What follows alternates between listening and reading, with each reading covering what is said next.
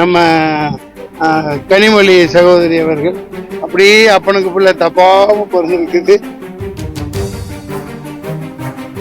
நடிகர்கள் கட்சி ஆரம்பிக்கிறது எனக்கே உடன்பாடு இல்லை. ஏன்னா என்னன்னா நடிகனா நினைக்கல. ராகுல் காந்தியையும் தமிழர்களை கொன்றவர்கள்னு நான் ஒரு நூலே எழுதி கொடுத்தேன்.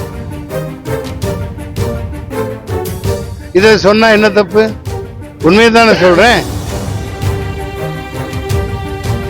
நம்ம கனிமொழி சகோதரி அவர்கள் அப்படியே அப்பனுக்கு பிள்ளை தப்பாம பிறந்திருக்குது. அப்பாவை உரிச்சு வச்ச மாதிரி இருக்காங்க.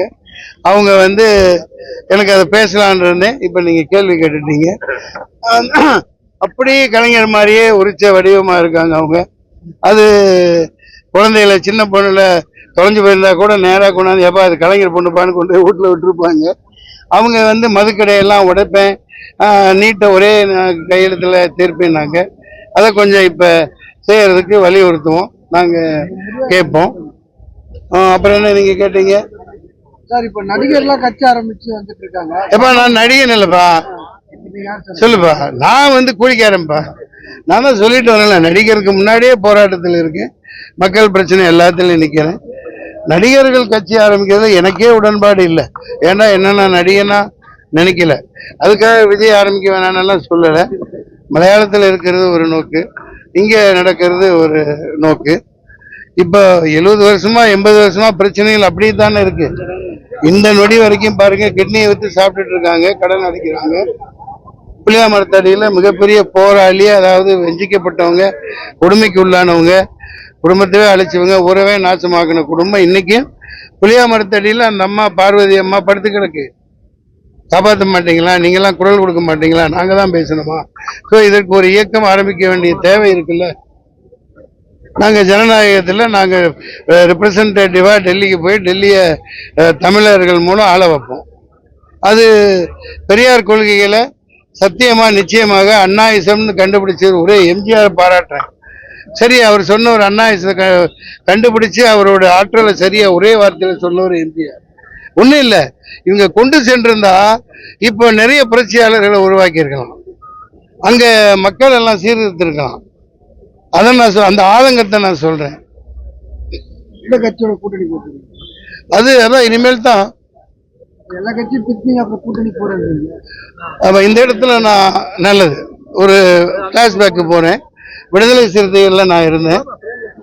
உண்மைதான், எல்லா கட்சியும் திட்டினா நான் பாட்டுக்கு மனம் போன போக்கில் திட்டலையே, ஆதங்கத்தை தானே வெளிப்படுத்தினேன். இப்போ சொல்லிட்டு இருக்கேன் இல்லையா.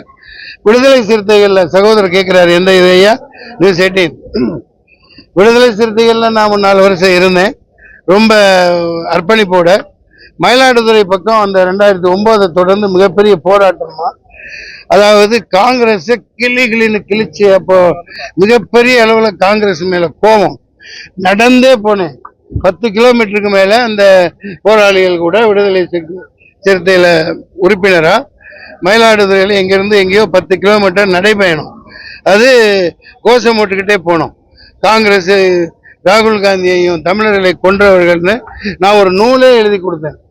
ஒரு நூல், மிகப்பெரிய நூல், இந்த ஈழத்துக்கு ஆதரவா எழுதி ஒரு கொடுத்தேன். 1000 2000 அது அங்க இன்னமும் அலுவலகத்துல இருக்கும், அதை நீங்க பார்க்கலாம். விடுதலை சிறுத்தைகள இருந்தேன். காலில் கொப்பளம் ஆயிடுச்சு. 10 கிலோமீட்டர் நடந்து, வெயில், வேகாத வெயில். லாட்ஜில் போய் குளிக்கிறேன், அப்படியே கொப்பளமா கீழே காலில் அப்படியே வெள்ளை வெள்ளையா கட்டிக்கிச்சு. சாக்ஸ் போட்டு 2 நாள் ரெஸ்ட் எடுத்துட்டு வந்தேன். அடுத்த நாள் பார்த்தா திட்டிட்டு வந்தேன். காங்கிரஸ் கூட திருமாவளவன் தேர்தல் கூட்டணி அமைச்சு போட்டிடுறாங்க. ஸோ அரசியல் இப்படி இருக்கு. அதுக்கு நான் என்ன பண்றது? நம்ம கொள்கைகள் இது. அதனால யாரு கூட கூட்டணி வைக்கலாம் எங்களுக்கு. ஆமா, சசிகலாவை பார்த்தாங்க, அடுத்த நாள் வந்துட்டேன். எல்லாத்துக்கும் தெரியும். அப்ப அம்மையார ஜெயலலிதாவை மரணத்துக்கு தள்ளனது இதே மோடி அரசு, எல்லாத்துக்கும் தெரியும், சொன்னது. வெங்கையா நாயுடு எப்படி பதவி வாங்கினார்? வெங்கையா நாயுடு எப்படி வாங்கினார்? ஜனாதிபதியா உப ஜனாதிபதி ஆனார் இல்லையா? நல்ல மக்கள் வாட்ச் பண்ணிட்டு இருந்திருப்பீங்க. நான் அங்க டெய்லி ஐயோ என்ன உள்ள அரசியல் என்ன பண்ணாங்கிறது தெரியாது. அவர் வந்தார், பார்த்தார், முடிஞ்சிருச்சு, சமாப்தம் பண்ணிட்டு போனோன்னு அங்க பதவி கொடுத்தாங்க. ஒரு அரச தீர்த்து கட்டி ஸ்திரத்தன்மையை இழக்க வச்சது அவர்கள் தானே. எல்லாருக்கும் தெரியும்ல. இதை சொன்னா என்ன தப்பு? உண்மையை தானே சொல்றேன். நீங்க ஊடகங்கள் சொல்ல மாட்டேங்கிறீங்க.